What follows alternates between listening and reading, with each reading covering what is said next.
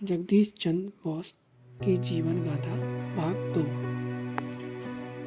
आधुनिक विज्ञान की प्रगति में योगदान। प्रथम चर्चा। यह सामान्य रूप से स्वीकृत है कि जगदीश बोस भारत में आधुनिक विज्ञान की शुरुआत करने वाले प्रथम वैज्ञानिक थे। उन्होंने एक निश्चित तरीके से प्रयोगात्मक सोच शुरू किए। जेसी बॉस के लेखों के संकलन की प्रस्तावना में जे थॉमसन लिखते हैं कि ये लेख भारत में भौतिक विज्ञान शोध में रुचि और पुनरुत्थान की शुरुआत को चिन्हित करते हैं। जगदीश बोस ने पादप जीवन पर भी अनेक पुस्तकें लिखी। जगदीश बोस लंदन के रॉयल संस्थान के समान भारत में एक अनुसंधान संस्थान की स्थापना करना चाहते थे। इस लक्ष्य की प्राप्ति के लिए उन्होंने अपने जीवन की संपूर्ण बचत लगभग 4 लाख रुपए समर्पित कर दिए तथा सरकार से अनुरोध किया कि वह भवन निर्माण की लागत में उनका सहयोग दें। इस प्रकार कलकत्ता में बोस संस्थान अस्तित्व में आया। इसका उद्घाटन वर्ष 1917 को किया गया।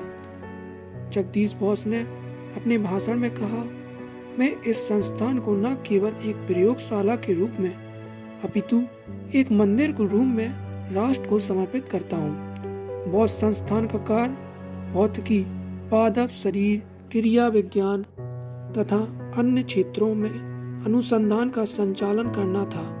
यह शोधार्थियों के लिए एक गुरुकुल जैसा था। स्पष्ट रूप से जगदीश बोस प्रथम वैज्ञानिक थे। उन्होंने विशुद्ध विज्ञान को भारतीयों के लिए लाभकारी व्यवसाय बनाया। बोस और टैगोर के मध्य की हम चर्चा करेंगे। जगदीश बोस और रविन्द्रनाथ टैगोर परम मित्र थे। पारस्परिक सम्मान तथा प्रशंसा उनकी मित्रता का आधार था।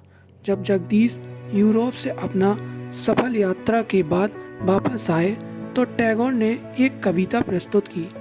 चलिए हम सुनकर सुनाते हैं। सागरों के उस पार पश्चिमी तट पर विज्ञान धन रूपी देवी के मंदिर प्रांगण में तुमने यात्रा की है मेरे मित्र, और लौटे हो संपन्न वैभव के साथ। तुमने मातृभूमि का अभिषेक किया है, हृदय से विनम्र, अंकिचन और संकोची।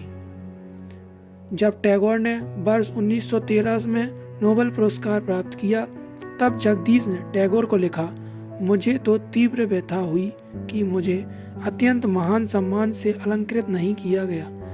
अब मुझे ऐसा प्रतीत नहीं होता मैं सर्वशक्तिमान भगवान के प्रति अपना कृतज्ञता कैसे प्रकट करूं। बोस टैगोर के समान ही अत्यंत देशभक्त थे तथा दोनों ने काफी समय एक साथ बिताया था। जब टैगोर ने 1919 में जलियांवाला हत्याकांड के विरोध में अपना नाइटहुड की उपाधि का त्याग किया तब बोस अत्यधिक प्रसन्न हुए तथा लिखा, तुम पर ईश्वर का आशीर्वाद है। बोस भागनी निवेदिता के भी अच्छे मित्र थे।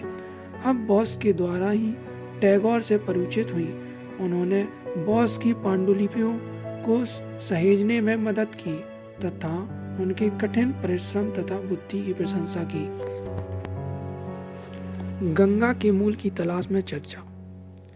गंगा नदी बोस के घर के पास ही बहती थी तथा उनका नदी के साथ भावात्मक संबंध था। वे प्रायः गंगा से कहते थे, हे गंगा, तुम कहाँ से आई हो?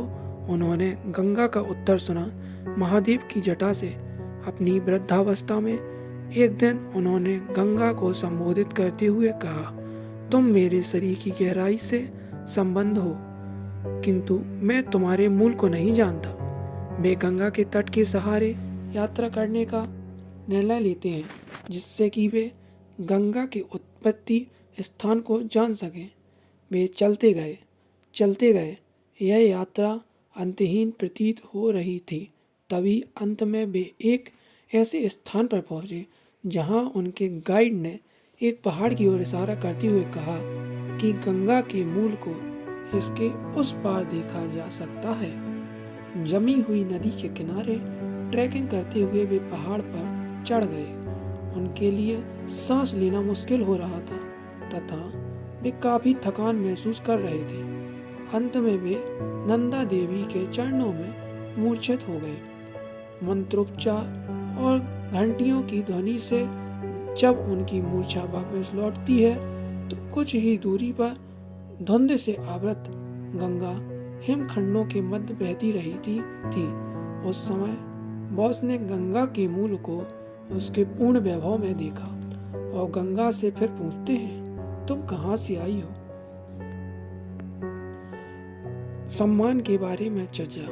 जगदीश बोस को 1920 में उनके FRS बनने के पहले ही ब्रिटिश सरकार द्वारा नाइटहुड की उपाधि प्रदान की गई। उन्हें बेल्जियम के राजा द्वारा कमांडर आर्डरी लिपियोड्स की उपाधि से अलंकृत किया गया था। बॉस संस्थान हमें इस महान भारतीय विज्ञान की याद दिलाता रहता है। अंतिम दिन पर चर्चा। कठिन पर अपने पीछे अपनी प्यारी पत्नी को छोड़कर 23 नवंबर 1937 को जगदीश बोस का गिरिहिड में निधन हो गया। शायद जगदीश बोस को यह एहसास ही नहीं था कि उनके द्वारा भारत में एक नवीन युग का प्रारंभ हुआ है, जिसमें अनेक देशवासियों द्वारा विज्ञान का अध्ययन तथा उसका अभ्यास किया जाएगा। टैगोर ने अपने परम मित्र की स्मृति में महान श्रद्धांजलि अर्पित की।